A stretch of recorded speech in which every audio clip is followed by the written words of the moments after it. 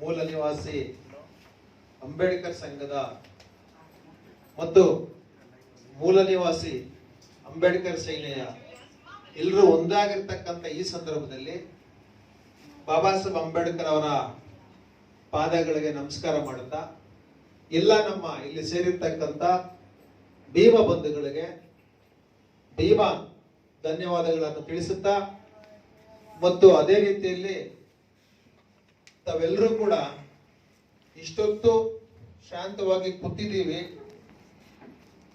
ಸಮಯ ಕೊಟ್ಟಿದ್ದೀವಿ ಅಂತಂದ್ರೆ ನೀವುಗಳಾಗಿರ್ಬೋದು ನಾವುಗಳಾಗಿರ್ಬೋದು ಯಾರು ಕೂಡ ಯಾವುದು ಕೆಲಸ ಇಲ್ದಿರ ಸುತ್ತಾಡ್ತಕ್ಕಂಥವ್ರು ಅಲ್ಲ. ಎಲ್ರಿಗೂ ಕೂಡ ಜವಾಬ್ದಾರಿ ಇದೆ, ಎಲ್ರಿಗೂ ಕೂಡ ಫ್ಯಾಮಿಲಿ ಇದೆ, ಎಲ್ರಿಗೂ ಕೂಡ ಸಮಯದ ಬೆಲೆ ಗೊತ್ತಿದೆ. ನೀವು ಇಲ್ಲಿ ಕೂತಿರೋದು ಯಾರಿಗೋಸ್ಕರ ಕೂತಿದ್ದೀರಿ ಅಂತಂದ್ರೆ, ಯಾರಿಗೋಸ್ಕರ ಗೌರವ ಕೊಟ್ಟು ಕೂತಿದ್ದೀರಿ ಅಂತಂದ್ರೆ ಡಾಕ್ಟರ್ ಬಾಬಾ ಸಾಹೇಬ್ ಅಂಬೇಡ್ಕರ್ ಅವರಿಗೆ ಗೌರವ ಕೊಟ್ಟು ನೀವೆಲ್ಲರೂ ಕೂಡ ಕೂತಿದ್ದೀರಿ. ಇಷ್ಟೊತ್ತು ಎಲ್ಲ ಬಗೆಯ ಮಾತುಗಳನ್ನ ಆಡದ ಎಲ್ಲ ಮುಖಂಡರುಗಳು ಕೂಡ ಧನ್ಯವಾದಗಳು ಹೇಳ್ತಾ, ತುಂಬಾ ಚೆನ್ನಾಗಿ ಬಾಬಾ ಸಾಹೇಬ್ರ ಬಗ್ಗೆ ಮಾತಾಡಿದ್ರಿ. ನನಗಂತೂ ತುಂಬಾ ಸಂತೋಷ ಆಯಿತು, ತುಂಬಾ ಖುಷಿ ಆಯಿತು.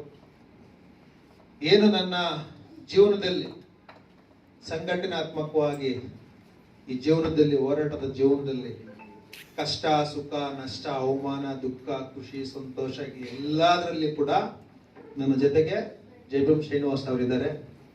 ಅದೇ ರೀತಿ ಈ ಎಲ್ಲದರ ಜೊತೆಗೆ ಇಷ್ಟೊತ್ತು ಹೇಳೋದಕ್ಕೆ ಎಲ್ಲದರ ಜೊತೆಗೆ ನಮ್ಮ ಧನರಾಜ್ ಅವರ ಬರವಣಿಗೆ ಶ್ರಮೆ ಕೂಡ ಇದೆ ಅಂತ ಹೇಳೋದಕ್ಕೆ ಈ ಸಂದರ್ಭದಲ್ಲಿ ಬಯಸ್ತೀನಿ ಬಂಧುಗಳೇ.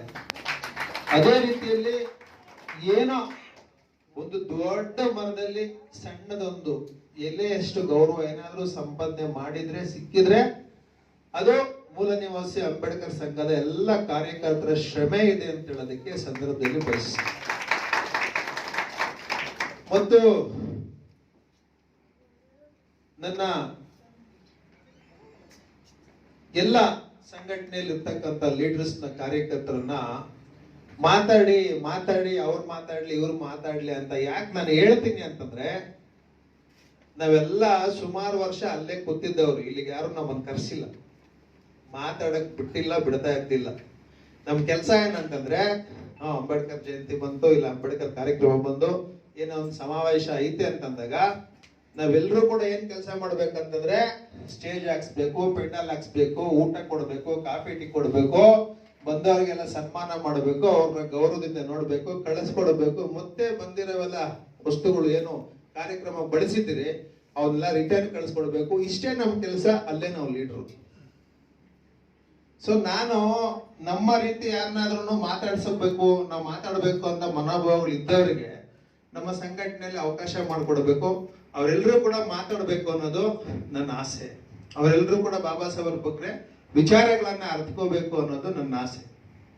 ಇಷ್ಟೊತ್ತು ನಮ್ಮ ಪ್ರಮೀಳಾ ಮೇಡಮ್ ಅವ್ರ ಬಗ್ಗೆ ಹೇಳಿದ್ರು. ಪ್ರಮೀಳಾ ಮೇಡಮ್ ಅವ್ರು ಹೇಳ್ತಾ ಇದ್ರು, ನಾನು ಮಾತಾಡಕ್ ನನಗೆ ಸ್ವಲ್ಪ ನರ್ವಸ್ಸು, ನಾನು ಇದುವರೆಗೂ ಮಾತಾಡಿಲ್ಲ ಅಂತ. ಮತ್ತೆ ಅವ್ರ ಜೊತೆಯಲ್ಲಿರೋರಿಗೆಲ್ಲನೂ ಒಂದು ಆಸೆ ಐತೆ ಮಾತಾಡ್ಬೇಕು.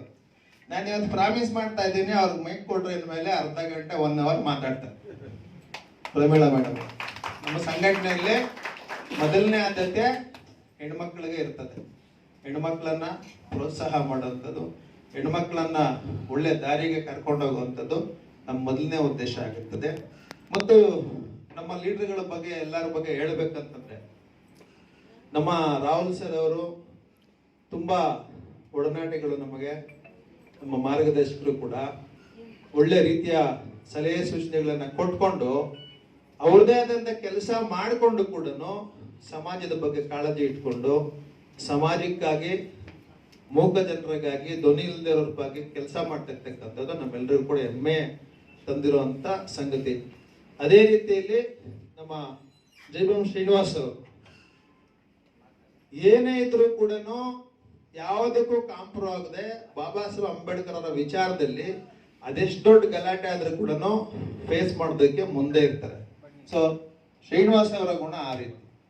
ನಮ್ಮ ಧನರಾಜ್ ಅವ್ರದ್ದು ಹೇಳ್ಬೇಕಾದ್ರೆ, ಆತ ಒಂದು ಡಬಲ್ ಡಿಗ್ರಿ ಮಾಡಿರ್ತಕ್ಕಂಥ ಸ್ಟೂಡೆಂಟು. ಎಲ್ಲಾದ್ರೂ ಕೆಲ್ಸಕ್ಕೆ ಹೋದ್ರೆ ಒಂದು 60-70 ಸಾವಿರ ರೂಪಾಯಿ ಸಂಬಳ ಸಿಗುತ್ತೆ. ಕೆಲ್ಸಕ್ಕೆ ಹೋಗೋದೇ ಸಮಾಜಕ್ಕೆ ಏನಾದ್ರು ಮಾಡಬೇಕು ಅನ್ನೋ ಉದ್ದೇಶ ಇಟ್ಕೊಂಡು ಸಂಘ ಕಟ್ಕೊಂಡು ಯಾರಿಗೆ ಒಂದಷ್ಟು ಸಲಹೆ ಸೂಚನೆಗಳು ಕೊಡಬೇಕಾಗಿರ್ತಕ್ಕಂಥ ಕೆಲಸಗಳನ್ನ ಮಾಡಿಕೊಂಡು ನೊಂದಿತರ ಪರವಾಗಿ ಧ್ವನಿ ಇಲ್ಲದರ ಪರವಾಗಿದ್ದು ಕೆಲಸ ಮಾಡ್ತಾರೆ.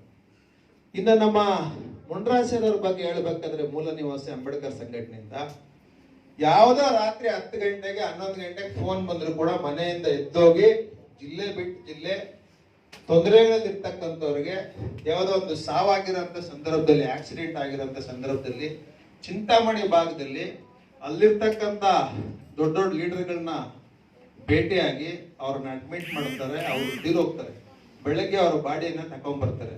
ಸೊ ಇಂಥ ಸೇವೆಗಳು ಮಾಡ್ತಕ್ಕಂಥ ಮುಖಂಡರುಗಳ ಜೊತೆ ನಾನಿರೋದಕ್ಕೆ ನನಗೆ ತುಂಬಾ ಸಂತೋಷ ಆಗುತ್ತೆ. ಅದೇ ರೀತಿ ನಮ್ಮ ಮೋಸಸ್ ಅವರು ಎಲ್ಲೋ ಒಂದು ಸ್ಪೀಡ್ ಬ್ರೇಕರ್ ಇಲ್ಲ, ಯಾರಿಗೋ ಒಂದು ಆಕ್ಸಿಡೆಂಟ್ ಆಯ್ತು ಅನ್ನೋ ಕಾರಣಕ್ಕೆ ಒಂದು ಸರ್ಕಲ್ ಇನ್ಸ್ಪೆಕ್ಟರ್ನ ವಿರೋಧ ಮಾಡಿಕೊಂಡು ಕೆಲಸ ಮಾಡ್ಕೊಂಡು ಅಲ್ಲಿ ಬ್ರೇಕ್ ಸ್ಪೀಡಮ್ಸ್ ಹಾಕ್ಬೇಕು, ಜನರ ಪರ ಕೆಲಸ ಮಾಡಬೇಕು ಅನ್ನೋ ಉದ್ದೇಶ ಇಟ್ಕೊಂಡು ಬಡವರು ಜೀವಿಸುವಂತ ಜಾಗದಲ್ಲಿ ಹೋಗಿ ಫೇಸ್ಬುಕ್ ಲೈವ್ ಹಾಕೊಂಡು ಇಲ್ಲಿ ವಾಸ ಮಾಡುವಂತ ಜಾಗದಲ್ಲಿ ಇಷ್ಟೊಂದು ಕಸ ತೊಂದರೆಗಳಿದೆ, ಇವ್ರು ಹೆಂಗ್ ವಾಸ ಮಾಡ್ತಾರೆ ಅಂತೇಳಿ ಸಂಬಂಧನೇ ಇರಲ್ಲ, ಆದ್ರೂ ಕೂಡ ಅಲ್ಲಿ ನಿಂತು ಜನಗಳ ಪರ ಕೆಲಸ ಮಾಡುವಂತ ಒಳ್ಳೆ ಗುಣಗಳಿದೆ.